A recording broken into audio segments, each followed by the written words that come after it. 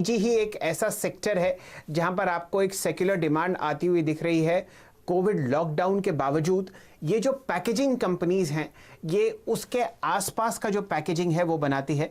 तो जो आप एफएमसीजी में तेजी देख रहे हैं, शायद आपको इन पैकेजिंग कंपनीज में भी आती हुई दिखे। और क्योंकि क्रूड ऑयल प्राइसेस कम हैं, तो इनकी जो इनपुट कॉस्ट और रॉ मटेरियल कॉस्ट हैं वो आपको हल्की होती हुई दिखेंगी। तो ये दो बातें आप ध्यान रखिए जब आप इन तीन स्टॉक्स पे पोजीशन लेना चाहें। कॉस्मो फिल्म्स आपके सामने 8% ऊपर चल रहा है। यूफ्लेक्स आपके सामने 191 रुपए, 12% की तेजी। और मोल्डटेक पैकेजिंग जो कि नीरज जी का कल का खिलाड़ी आज है, उसमें आप 7% की तेजी देख रहे हैं। 188 रुपए 25 पैसे के आसपास ये सारे स्टॉक्स आपको ट्रेड करते हुए दिख रहे हैं। बाजार बंद होने में सिर्फ 7 मिनट बचे हैं। फिलहाल निफ्टी दिन के उच्चतम लेवल पर आपके सामने 100 पॉइंट की तेजी के साथ 9,382 के आसपास ट्रेड कर रहा है। लगातार दूसरे दिन तेजी और अब एक अच्छी सेंचुरी आपको लगती हुई दिख रही है। 600 पॉइंट, लगभग 580 पॉइंट की तेजी आपने देखी है बैंक निफ्टी पर। 20,662 जितनी भी दिग्गज कंपनीज हैं एनबीएफसी और बैंकिंग स्पेस में, सब दिन के उच्चतम लेवल पर बंद हो रही हैं। जैसे बजाज फाइनेंस, जहां पर यतिन जी ने आपको बताया कि ब्रोकरेजेस की तरफ से एक बाय कॉल आया है। एचडीएफसी लिमिटेड 5 दिन की गिरावट के बाद आपको शानदार तेजी दिख रही है। इंडसइंड बैंक नतीजों के बाद सुबह से 10% ऊपर था और अब 15% के ऊपरी सर्किट के आसपास चल रहा है। एक्सिस बैंक और आईसीआईसीआई बैंक में भी आपको बहुत अच्छी तेजी आती हुई दिख रही है। प्रदीप जी।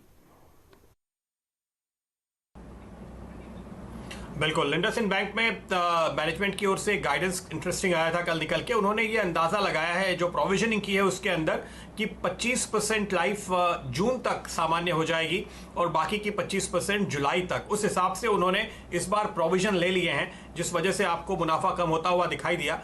तो एक रीजनेबल सिनेरियो है जिसको मैनेजमेंट ने डिस्काउंट किया और बाजार भी उसके साथ चलता हुआ फिलहाल दिखाई दे रहा है।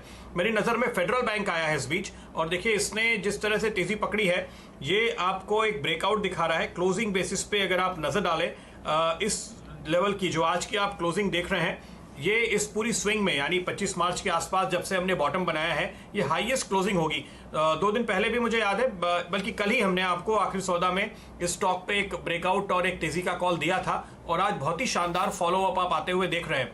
मानस, क्या टारगेट होंगे अब आपके हिसाब से? क्या फेडरल बैंक में एक नई पोजीशन भी बना के जाए? क्योंकि अगर आप देखें तो तकरीबन हफ्ते भर पहले के हाइज तो आज इसने निकाल लिए हैं।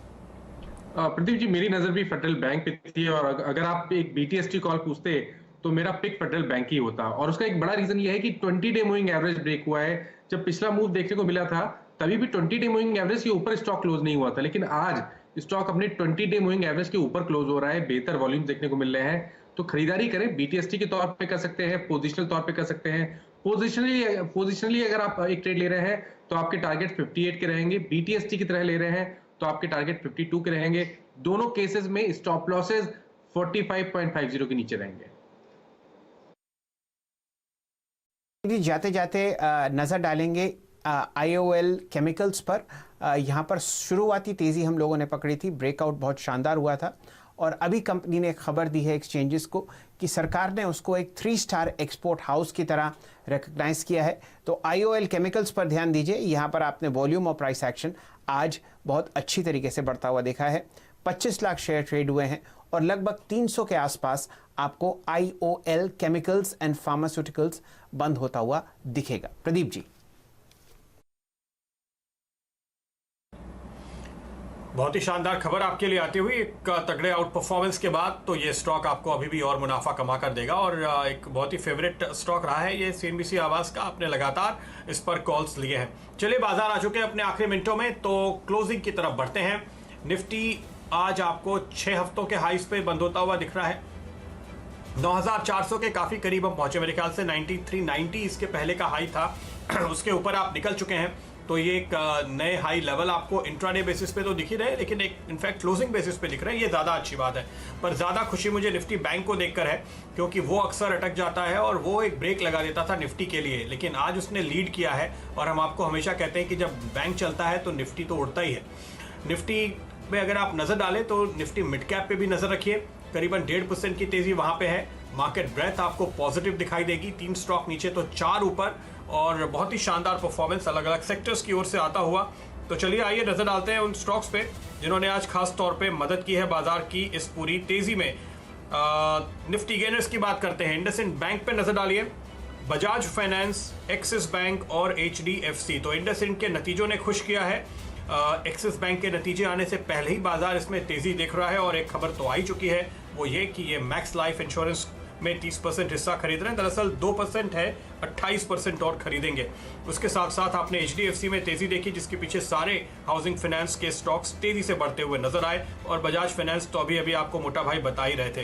कल का खिलाड़ी आज यूफ्लेक्स, कॉस्मो फिल्म्स, मोलटेक पैकेजिंग, इन सभी ने आपको जबरदस्त तेजी दिखाई है। आज कॉमन थीम है प्लास्टिक प्रोडक्ट कंपनीज जो खासतौर पे पैकेजिंग के लिए प्रोडक्ट्स बनाती हैं, बॉक्सेस, कंटेनर्स से लेकर के फिल्म्स तक, उन सभी में तेजी देख रहे हैं आप। आज के दो फंडा स्टॉक, पंड्या का फंडा में मैंने आपको TNPL बताया और सुबह मैंने आपको एवरेस्ट इंडस्ट्रीज बताया था। इसके पहले हमने HIL पे बात की, दीपक फर्टिलाइजर पे बात की। पिछले कुछ दिनों में ये सारे स्टॉक्स हैं जो मैं आपको बता रहा हूँ लगातार, और देखिए क्या जबरदस्त तेजी आपने हर तरफ आते हुए देखी है।